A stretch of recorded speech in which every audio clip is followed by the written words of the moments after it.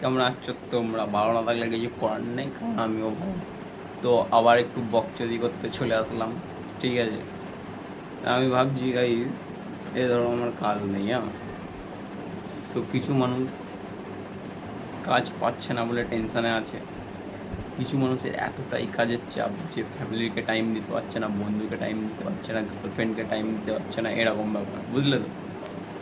কিছু মানুষ বলছে আমি বিয়ে করে পস্তাচ্ছি ভাই, বিয়ে করে ফ্রিডম নেই, কোথাও যেতে পারছি না, এখানে যেতে পারছি না, ওখানে যেতে পারছি না, বন্ধুদের সাথে মিশতে পারছি না, নিজেকে টাইম দিতে পারছি না।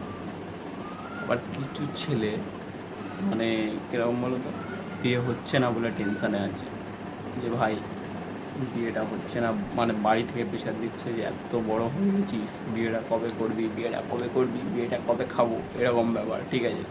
আমি ভাবছি কারা হ্যাপিতে আছে লাইফে। আমি একটা জিনিস দেখলাম যে টেনশানের কিন্তু কোনো দিন শেষ নেই।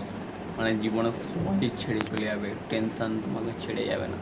মানে লয়াল যদি কেউ থেকে থাকে, সারা টেনশান তোমার সঙ্গেই থাকবে, মানে তোমাকে ধোকা দেবে না, তোমার সাথেই চিপকে থাকবে। তুমি ছোট থেকে বড় হও, মানে জন্ম থেকে মৃত্যু পর্যন্ত কেউ না থাকুক, টেনশান তোমার সঙ্গে থাকবে। একটাই কথা বলবো, ঠিক আছে? তুমি ভাবো আমার কেউ নেই, টেনশান আমার সব থেকে বেশি আপন। শালা সবাই ছেড়ে যাবে, ও আমাকে ছেড়ে যাবে না। মানে ও মালটাকে গলা চিপকে ধরে রাখবে, ঠিক আছে? শালা মালটা দেখবে নিজেই যাওয়ার জন্য ছটফট করবে, ঠিক আছে? মানে ধরো না, তোমার গার্লফ্রেন্ডকে তুমি আটকে রাখার চেষ্টা করো, ছেড়ে যায়, তো সেরকম টেনশানকে ওকে আটকে রাখবে, ঠিক আছে? ও দেখবে নিজে থেকে ছেড়ে যাওয়ার চেষ্টা করবে। এরকম সাজেশন কেউ দেবে না।